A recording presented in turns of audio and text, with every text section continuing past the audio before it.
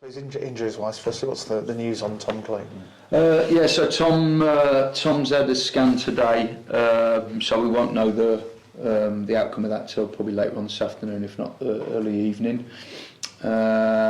So possible doubt, but I'm hopeful. Any other sort of injury concerns at this point? Not only the usual with Rushan and Angus, kind of ongoing. Reece Devine's in full training now, so yeah. So there's a big chance that he could be included in the squad for Saturday. And what can you say about the loanees you've got? Do you have to go through the process of asking all the clubs if they can play? Yeah, of course, which we've done. So I now know who's available and who's not. So I've picked a team accordingly based on that. I don't want to give too much away. The smile tells me that's been an interesting process, has it? Normal, really. Normal.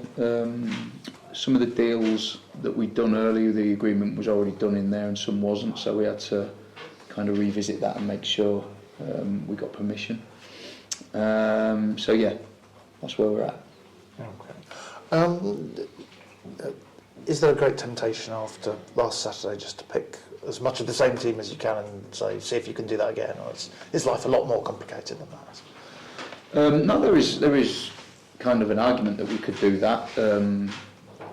I do feel that game was kind of the formation and the personnel that we played against Mansfield was needed for that game. I do feel that we looked like an attacking threat with two forwards, with Johnny in behind against any formation, and against any team. I think that can be a threat.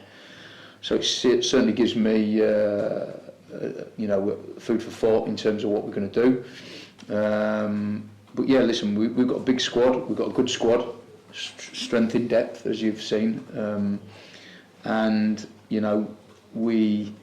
we'll be picking a side that we feel can go to Stockport and win.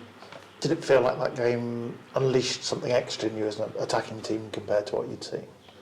No, because I firmly believe, in looking at all the stats, that we've always been an attacking team. I firmly believe, and probably people might argue with me about the fact that we haven't scored lots and lots of goals. We're actually, I think, maybe the third or fourth highest goal scorers in the league, after Saturday. But certainly before that, I felt that we were always in positions to put the ball in the net. Maybe that final bit needed to be better more often than not. But I still think that we've been an attacking threat through most of our games. Certainly in the latter part of the campaign as opposed to the start, I think that we've definitely improved. So no, I've firmly been happy with how we've attacked, how we've created goal scoring opportunities, and I think that looking at kind of things like XG, it's always been really high. And does this feel like the sort of Luke Jeffcott you've signed now? You've got him up to speed fitness-wise, or the Luke Jeffcott you hope to see when he signed? Yeah, definitely, and I agree. I think that he was probably a few weeks away from being full fitness. He's got up to speed. He understands how we play. He understands what I want. And I was really pleased to watch the game back, and the movement from kind of them forward players was immense at times. It was a pleasure to watch back. But yeah, he's really starting to hit form now. If Johnny Williams is selected for the World Cup, is this the last game you've got him for? No, I believe it's next week as well. I think we have him for next Saturday as well. I think the sort of squad's announced this week. So if he does make it, how much does the club kind of celebrate and feel they've played a big part in that? Well, yeah, of course we have to, and Johnny's a big player for us, and it's clear to see he's enjoying his football. I think he's on 6 goals already this season. I think he only hit 5 last season. So I had a chat with Johnny this morning actually about how much he's enjoying it, and he's hopeful to get in the squad, and for his benefit I hope he does. It's great for the football club. We're obviously going to miss him because he's been he's been fantastic. Arguably, probably one of our better players. Real aggressive nature about him to go and attack and arrive in goal scoring positions and runs off the ball, runs with the ball. I think he's been brilliant. So it'll be a big miss if he does go, but obviously we'll, as a football club, will, as you say, as you rightly say, celebrate the fact that he's gone. Apologies if you've been asked this before. I'm not sure I've seen it confirmed anywhere. Is this right? You get a fairly healthy sum for each day a player is at the World Cup if he does go? I don't actually know. If I'm honest with you, that's me being honest. I don't kind of know whether we do or not. Fair enough. Stockport have picked up a form a bit since you were there. I think it's 4 league clean sheets in a row at least. So, what have you seen in them from studying them that perhaps you didn't see earlier on in the season? Well, a bit of continuity for a start. I think when we played them that first time, I don't think kind of Dave knew what his best back line was. You know, he chopped and changed early on in terms of personnel early on in the season, and we played him around that period where I think he was unsure what team to pick. And since then he's got a bit of continuity. I think they've picked the same sort of side pretty much for the last 3 or 4 games at least. And I think that they're starting to hit form, like you say, a little bit of a different outfit than when we played them the last time. Having said that, I think we are too. And I think we played well there as well. You know, I thought we controlled the game. I felt that we was disappointed to only come away with the 1 point. We conceded from a deep free kick quite late on in the game, but I felt that on the balance of the game, I felt we were the better side, and I felt that we probably deserved more than just a point. But like I say, it's different now. They're on a kind of an upward curve. They're a good side. They've got good players, but I also think that we're on an upward curve as well. So it'll be an interesting game.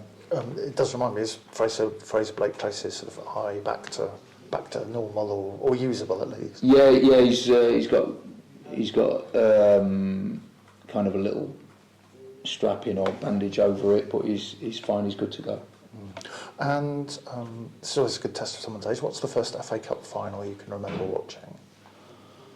First one, can't remember the year, but I think it was West Ham. Fulham, maybe? No, probably not. Arsenal, Trevor Brooking? Yeah, I think it was Trevor Brooking. It was probably my first memory. I don't know what year it was. But one final that sticks in my mind is probably 87, Coventry-Tottenham. I always like the underdog kind of teams to go through and win, and I really enjoyed that cup final. I was only a teenager myself, but I really enjoyed it. It was a really good cup final, 87. Yeah, I think loads of players from both teams went on to play for Swindon in the end. You've got like Kilcline and Dave Bennett and people from the Spurs side as well. That's right, yeah. Yeah, no, it was a really good cup final, and I was kind of like one of them that always wanted the underdog to do well. And back in them days, you kind of watched the FA Cup final all day, didn't you? You watched the build up and watched it all the way through. And I think the magic of the cup was brilliant back in them days now. And it'd be great to see sort of like that come to the fore again. And if you're sort of trying to motivate the players for this competition, do you just have to put on the Manchester City DVD and say, there you are, that's kind of what's at stake? Yeah, probably, yeah. No, listen, at the end of the day, we want to win every game we play, and I think that's important no matter what it's in. We have to try and create that winning mentality to keep, doing well and improving, and, players to want to keep their shirt. And like we've said, with the squad's really